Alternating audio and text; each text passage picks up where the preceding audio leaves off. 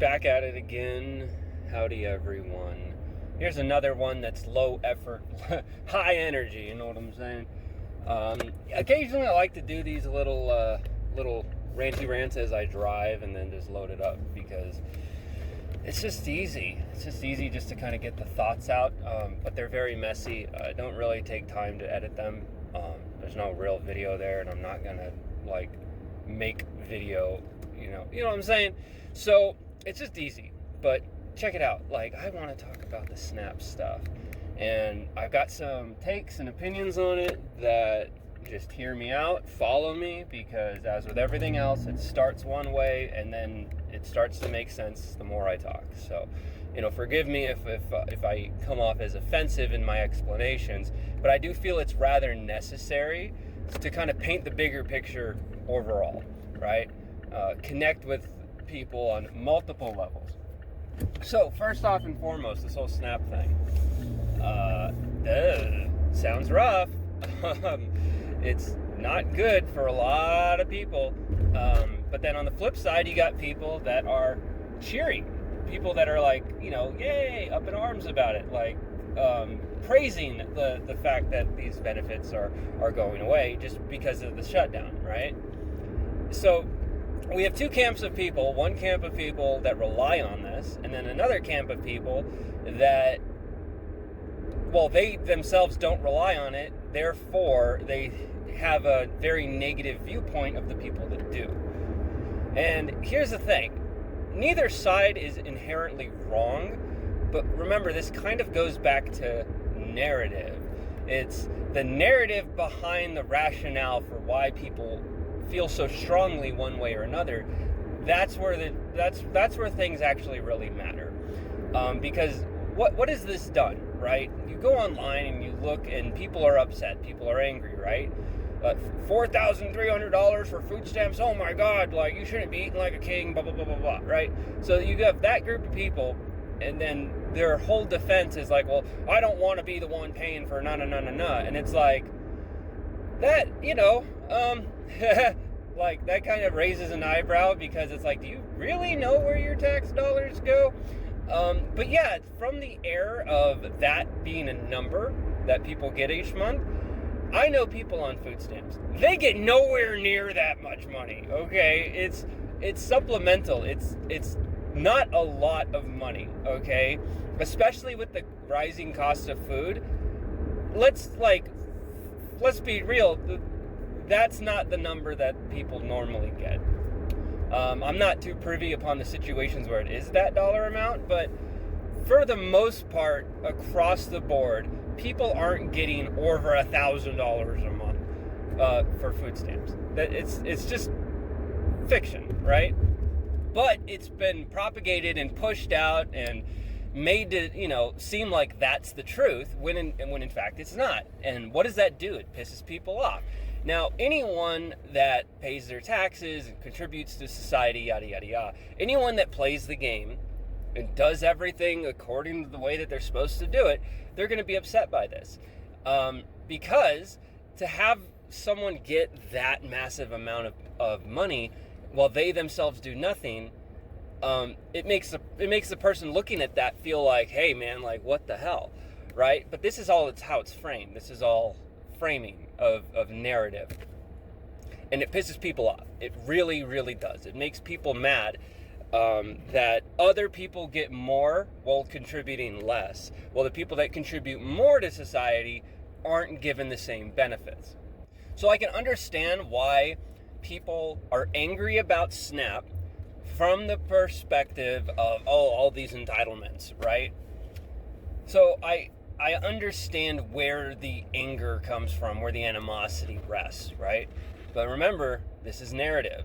These are things that people are told that aren't entirely true about how the system works. For a long, long time, I was one of those people. I was pretty much across the board against SNAP. Any kind of welfare, really. And that's just based upon my lens and my perspective of society, reality, and our civilization here in the good old America. And this goes back to the whole me simping for capitalism thing of pull yourself up by your bootstraps that my generation was told to do constantly. We had boomer parents that grew up in like the absolute best time to grow up, become an adult, and lay claim to their slice of the American dream, right? That doesn't exist for millennials. Some of us got lucky and we were able to figure our shit out right after high school. We were able to play the game the best we could. We got into career paths that were actually beneficial as opposed to ones that went nowhere. We got degrees that actually like mattered in terms of society, and yada yada yada. But then there was a large group of us, myself included, that didn't really have those types of prospects early on. You gotta, like, I became 18 when the housing bubble popped. So the job market was rough. Everything, the economy was crap, right? And my only real option was to join the military, which is why I joined the military, because any kind of path forward was better than sitting still. And everyone makes their own choices, everyone makes their own direction in life, and it just kind of is what it is. And I appreciate my life for what it was, even though back then I wasn't doing the things I had dreamed and envisioned of doing. The things that leading up to becoming an adult that my generation just had been piled on. So my parents, they're great. They loved me. They took care of me. No crazy weird stuff there. But I do have to acknowledge the fact that they really did not prepare me for adulthood. And that's the one thing that it's they never really sat me down to kind of educate me on the things that the school system wasn't going to bother. The idea was that I would just turn 18 and do the same thing that they did. Either go to college or get a job, right? And that and no matter which one I chose, it would lead towards success for me, because that's what worked for them. And they were blind to the fact that we were now entering a completely new world, not just because of the advent of technology, but also with the housing crisis. When the housing bubble popped with all those mortgage-backed securities, a lot of people, I saw a lot of my mom and dad's friends losing their houses over this, okay? I saw, being 17, 18 and witnessing all this, it's man, this is going to be really hard. These people that otherwise I thought were successful and doing well off and all this stuff, they're struggling, because, but at the time I really didn't understand it. I just knew that there was some sort of crazy economy thing going on. Shout out to The Big Short for kind of condensing it into an understandable, 2 or so hours worth of information, right? But at that point in time, I still had a very narrow perspective on how a lot of these things work. Both of my parents were blue collar. My mom owned her own drywall business, and so she was very much so engaging in the economy, engaging in entrepreneurship, and these are things that growing up that I was taught, this is how you make it in life. Yeah, so the idea was you're either like my dad and you put forth your time, effort, and energy within labor to be in a organization, company, work, and then get your paycheck, come home, and then, there's that route. And then there's my mom's route where, you put your money where your mouth is. You have an idea. You have something that you can provide for others, whether it be manufacturing a product or offering a service. You do these things and you're at the head of the company that does these things. You take all the risk, but at the same time, you reap the most reward. So this is kind of where I understood how everything in the world was supposed to work, is in terms of engaging in contributing to society through the capitalist means, right? Because that's what we do in America, right? We work, and then in exchange for our work, we get paid. And that's kind of like that all over the world. But it wasn't until I started meeting people as I was becoming an adult that either were involved with some sort of welfare program or had history being involved in some welfare program, and finally understanding from their perspective kind of how it worked and how they were able to utilize those services to kind of get a handout. So at least having the different perspectives of people that had been engaged with those things, it kind of okay, I kind of get it now, to a degree. I get why it's at some form necessary. So I went from being completely anti all forms of welfare to starting to like open up and accept the fact that, hey, for some people in some situations, it might be like a necessary thing to kind of help push and elevate and be a means for people to have a fair shot. But what further changed my outlook was when I was someone that needed some form of these services. You know, like I said, there was a time in my life where things were all over the place and I needed some help. And, you know, if it wasn't for some of these, I don't remember the names of the organizations because they helped me out so long ago. But I'm just going to kind of generalize. There were these organizations for food, for like gas assistance, stuff like that actually were able to help me because I had no money at the time. And this was when I, you know, was living in California. This is post-Army. This is living out of the car era of my life.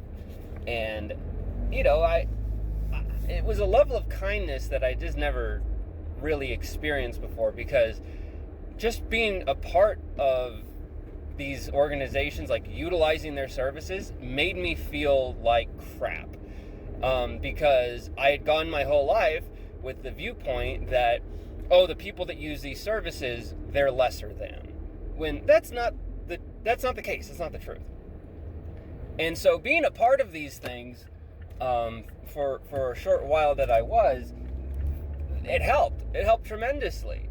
And then I remember when life was kind of getting together, but it was still really chaotic, and I moved to Vegas with my family.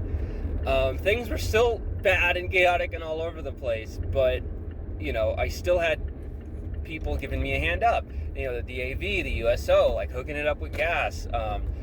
You know, the Nevada Works group, like helping me get clothes for interviews and stuff.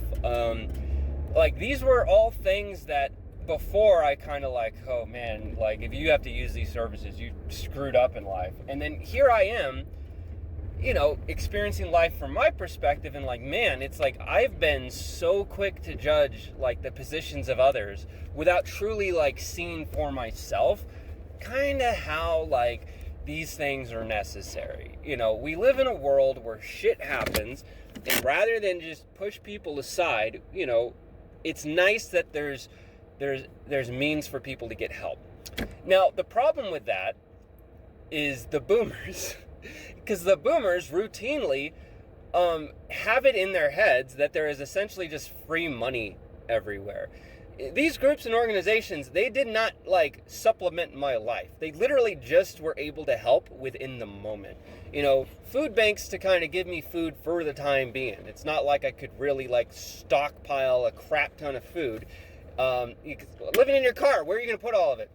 It's not like they would constantly give me money to fill my tank. It's like, hey man, I mean, you know, we got an extra $20 on this gift card. We can give that to you if that'll help with gas, right? That's it. It's like they were small little acts of kindness, but it's still welfare nonetheless. But boomers, for whatever reason, they have it in their head that, oh, there's all these programs and this, that, and the other. And it's like, what are you talking about? Be specific. What are these programs?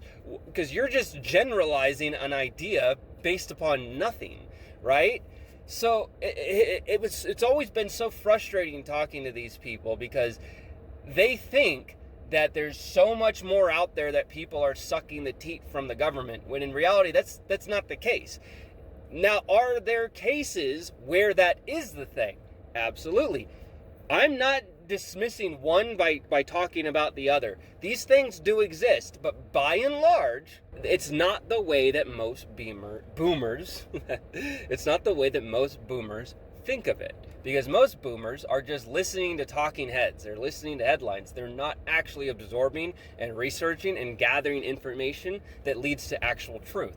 They're just taking their own intrinsic biases about how much they hate these programs and, oh, these you know, these lazy bastards, and then they're trying to apply what little they do know of welfare, and then disconnecting the two. It's like, oh, well, they're lazy because they're sucking off the government teat, blah, blah, blah, blah. Okay, so where does this all lead us, right? We're analyzing the give and take. We're acknowledging, you know, little truths within. So where's this going? Where's my big weird take on this? Let's talk illegal immigrants, right? this is something that's been propelled by the administration since the get-go, like even during the election and times before. This has always been a thing. And I'm going to be perfectly upfront and honest with everybody when I say this. I am not a fan of illegal aliens in this country. Okay? Now, for those of you that got all pissed off and jumped at the comments or just left the video, good riddance, let me explain. Because this is all from the lens of what makes our country great, right? And I have to acknowledge a lot of truths. The problem is that our country is greatly incentivized to have illegal aliens. So when I look at that issue in America, like, there's a lot of different ways you can look at it. I mean, at the end of the day, they really shouldn't be here in the first place, okay? But they are. And here's the thing. Who's more problematic to my life? Someone that's here illegally, or the people that are here legally doing shady things that skirt legality to, make people like me in positions worse off than I otherwise could be? That's basically any company. Not any, you know what I mean. It's when we talk about the welfare state, and people want to talk about citizens, they want to talk about illegal immigrants, and you got to be real. If we're going to talk about it, we got to talk about it full scope. Corporations are far more reliant on government tax breaks and subsidies than the American people are. And the idea is that these subsidies, these tax breaks, will eventually create wealth within these companies that will then trickle down. The problem is that doesn't happen. What these companies do is they get their subsidies, they get their cash, and they get their tax breaks, and they use that money to then buy back a lot of their stocks, which inflates their stock price. And what happens with that is then, little number go big really quickly, right? So because of that, that's what these companies are incentivized to do. They're not incentivized to, give more to the workers. They're not incentivized to innovate. They're not incentivized to do anything that's actually worthwhile, that will actually benefit the country as a whole. They're incentivized to their shareholders and their own profits. That's it. And we have to quit acting like, oh, by helping out corporations, you're helping out everybody. We've been saying that for decades, and it is yet to actually come to fruition. So, being honest about things across the board, as far as the welfare state is concerned, corporate America is the largest recipient of welfare. Full stop. And then, there's also the Israel angle, but that's labeled as foreign aid. Ugh. So, yeah, sure, I may not be a fan of illegal immigrants in my country. I love immigrants because that's what our country is like. Our ethos is, bring us, you're hungry, you're tired, you're sick, you're poor, whatever. Bring them here and let's craft a great civilization filled with great all sorts of diversity, a melting pot of cultures, etc., right? And there's conversations that can go on about pluses or minuses of that, but for the most part, that is the ethos of America, the land of the free, the home of the brave. But man, have things been twisted. We've been twisted so much to hate one another. And my solutions to the whole immigration thing is more about giving them reason not to be here, as opposed to wasting tax dollars on shock and awe with all these raids. I just think it's silly. We got to be honest, Democratic states are, they have their own incentives, and do I think that their progressive policies do good for the masses? More so than in red states, yeah, they do. But at the same time, where's a lot of this wealth that's concentrated? Well, a lot of the wealth that's concentrated are in these dominant blue states. They're highly educated. There's a lot of big tech corporations that headquarter in these areas. So it's kind of like they're their own cogs of the machine that kind of make the whole big thing going, right? And food is a big one because, man, food is one of those things where everyone's got to eat. So you gotta grow food, you gotta grow cattle, all this stuff, right? You gotta grow food for the masses. A lot of our food, it's harvested. A lot of farm workers are illegal immigrants because that's just the type of back-breaking, laborious work that most Americans don't want to do because we're not incentivized to. the payment for doing such work is very, very low. So most people aren't going to be like, oh, I want to go out and pick strawberries for my life. Once again, we live in a country where, hey, we're told the sky's the limit. You can do anything you want and be anything you want, provided you put in the work. And then over time, as our nation is, develop fat, lazy, comfortable people, we want the world, and we want it rather quickly with very little effort. Because what do we see? What is the incentive? What is the narrative that everyone sees?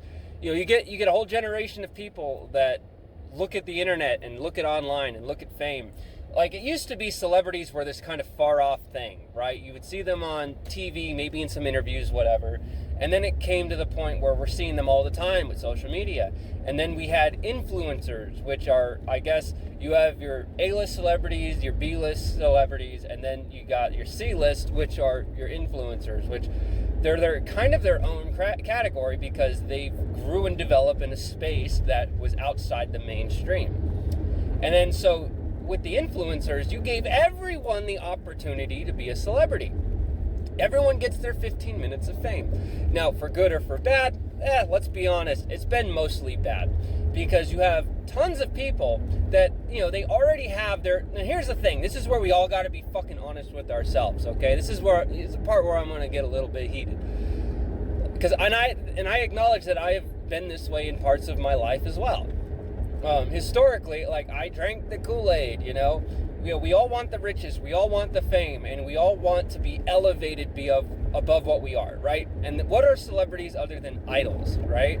They are idols, living idols that we look upon that basically have everything they want in the world, and everyone loves them, and everyone this and that, and they have all this attention and this money, and the things that they put out in the world, like we enjoy it and we like it, and we want to be able to be that person. We want to be them. We want to be in that role. We want to have the money. We want to have the wealth. We want to have the fame. We want to have the opportunities to be able to do all the crazy, weird shit that they're able to do. It's like, yeah, so through our own greed, we, idolize these celebrities who we really fucking shouldn't. And then you have these influencers, which all influencers really do is they're just a platform for advertisement. They try to make it seem like, oh, well, these are people that can no, let's be real. What at the core are they doing? You follow the money, right? The core of what they're doing is not trying to influence people to do good in the world or this, that, and the other. It's like that idea of influence, like, oh, well, you're an influencer and you have a platform. You can speak to a lot of people and change a lot of minds, sway a lot of hearts. That's not what it's about at the end of the day. You follow the money. It's all about ad revenue. It's all about hey, we'll sponsor you. Here's $50K. Go ahead and tell people to buy this shitty makeup, right? Or, hey, man, we're planning a rug pull. Can you act like this new crypto is the hottest, coolest thing in the world? We'll slide you in on some of the action. That's ultimately what influencers have become. They started off as just normal, everyday people showcasing interesting parts of their lives. They had fun personalities. They were down to earth. They were things that parts of us could connect with, and we didn't feel so alone. And then they became more and more popular. And then over time, the things that made them down to earth and real, they went away from, because they could no longer, in their new elevated positions and their new lifestyles, they can't really connect with people. So what does that do to the people watching? Oh, I'm watching this influencer. They used to be just like me. Now look at them. I want to be like that. So that whole celebrity thing that felt so far off, it became so much more closer to home. And then you have something like TikTok. Without going into a huge long thing, you can understand what I'm saying, where that gives everyone a platform, everyone an opportunity. It's relatively easy to get a lot of views on there really quickly. And so people figured, it's wait, I can use this as a means to get the thing, that I'm after. And what ends up happening is it turns into QVC. It's go on TikTok now. Everything there's paid for ads, right? There's just the normal everyday sponsored ads, and then you scroll and there's someone trying to sell you some dog shit, right? Shit that you don't even fucking need.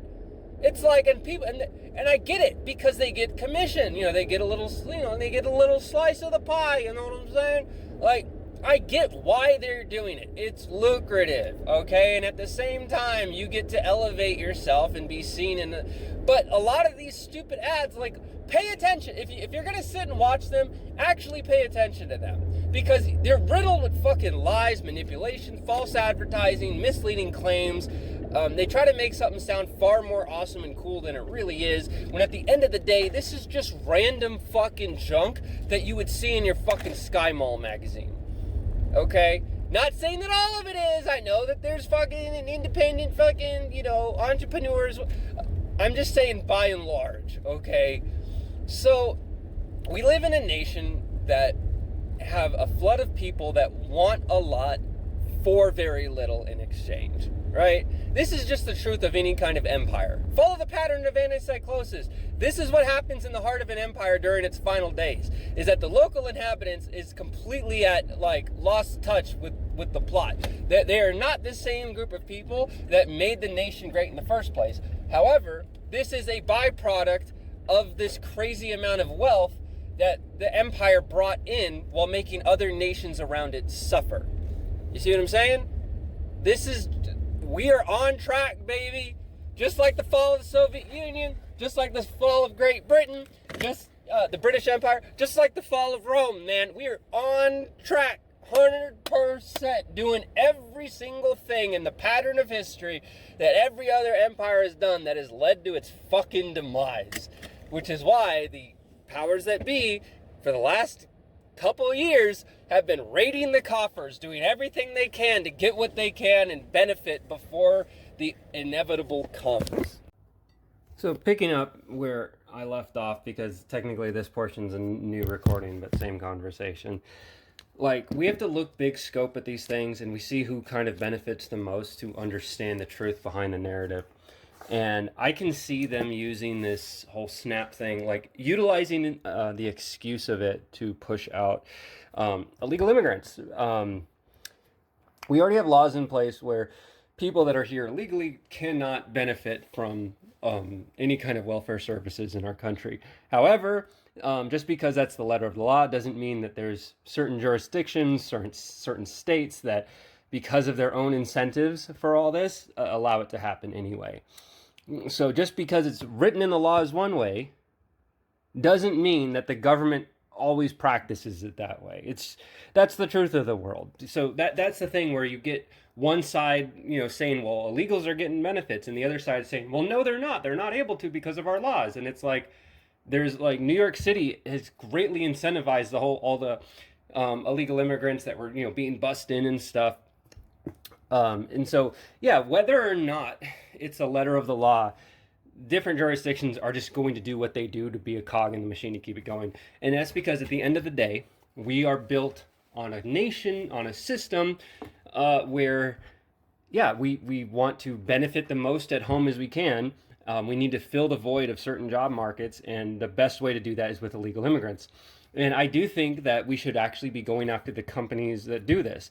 Just going up and rounding up people, it's just a complete and utter waste of money. What we need to do is we need to cut the head off the snake.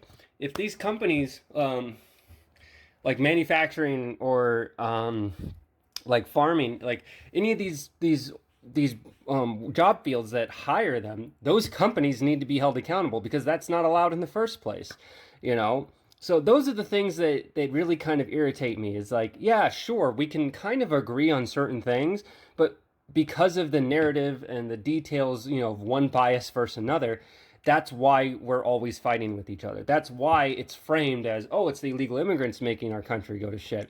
I'm going to be honest with you. For the most part, it's not. It really isn't. Yeah, I feel my own particular type of way about it, but that's because I have this thing where render unto Caesar, right? That's the letter of the law of the land. It just is what it is, right? But at the same time, I can humanize. I can deeply, deeply humanize with the fact and acknowledge the fact that illegal immigrants are not the ones destroying our nation, right? They're just people playing a part of the system like all the rest of us, right? They're all finding their spot in the machine.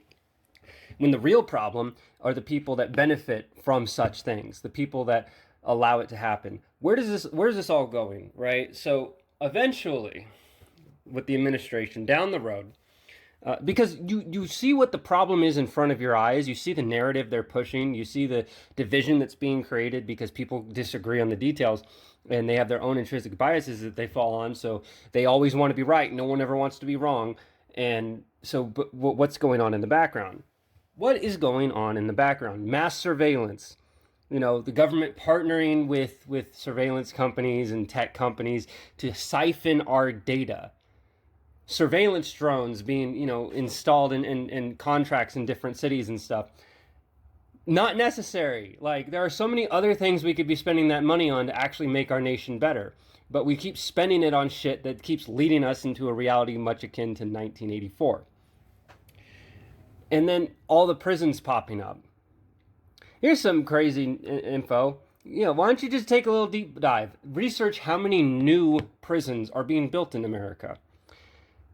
Doing that at the same time with increase in surveillance, obfuscation of the Fourth Amendment through tech companies so the government can, in a way, legally spy on us more so than ever, because, they got caught doing it illegally, but nothing really ever happened other than they pinned everything on Edward Snowden, and now everyone's anti-Edward Snowden because of framing, because of narrative. Oh, he's un-American, he's a traitor. What's more American than calling out the government on their bullshit? I don't know, man. There are some things I see in the world that when they happen and the powers that be are like, oh, how dare you? And it's like, dude, the founding fathers would be proud as fuck. What are you talking about, man? These are the ethos. These are the drives that kind of made this country a nation. This is what got us away from Great Britain. These were the things that were like, holy fuck, man, we're badass. And we're badass because of our morals, because of, we look at corruption in the eyes and we challenge it, as opposed to just willfully just letting it go. So where's this all going? Get rid of SNAP benefits, get people, off of that. And it's not just for illegal immigrants. Because the illegal immigrants, they want to get out. So what do they want here? Well, they want, it's true. They want people to work and be happy. Sure, that is definitely an angle. But realistically down the road, you have this crazy big surveillance state. You're going to get people that for minor things are just going to be caught up in the system. They're going to be arrested for, down the road, it's going to be like the Soviet Union, man. Gestapo's coming in, arresting people for all sorts of stuff and shoving them to the gulags. So a lot of these prisons, these prisons are just basically housing for indentured servitude. You're going to have people in these prisons that rationally, reasonably should not fucking be there. But because of a whole lot of bureaucratic fucking nonsense, and they have to fill quotas and fill numbers, those are the people that are then going to be farming the land. That, once again, tinfoil hat idea, like at some point all this shit has to get batshit crazy. But let's be real. I mean, does that sound like something... Sorry, my phone was ringing. But does that sound like something that's too far off? When we see all the other shit that they've been doing, it's like... And the thing is, I don't want to just blame the Reds. The Blues are a part of it too. It's like they're all one club and the rest of us aren't invited. Yeah, sure, there's a lot of weirdo theories with a bunker being made where the ballroom is supposed to be. And then there's other theories that the ballroom is really going to be Solomon's third temple. And yeah, a lot of it gets fucking wild, right? A lot of it does get pretty nutty. But I can see that. There's some elements of it I can see. I can see the religious fever of trying to force prophecy. I can see the angle of the elites basically building their stupid bunkers, and once the bunkers are complete, what they do is they just destroy as much of the surface as they can, and then they come up and then they take hold of the land. And they've developed technology to where they don't really need the masses anymore. So once the elite no longer need the masses, they have their stupid fembot robot sex puppets, then they're fine. They're good to go. And then they don't need us anymore. So they go in their bunkers, they destroy the surface. Sometime after they come back up, they have their huge military force with them to destroy any fucking surviving members and subjugate any that they can. It's like, this goes into a lot of the other weirdo nonsense stuff I'm talking about when it comes to history and the Nephilim, blah, blah, blah, blah, blah. Remember, parts of that are just poetic in sound. It's a little bit different, but we'll touch on that point when we get there. Happy Halloween, which is today is Halloween. You'll see this at some point in the future, who God knows when. Anyway, as always, I'm so glorious and beloved Mace Valor, signing off.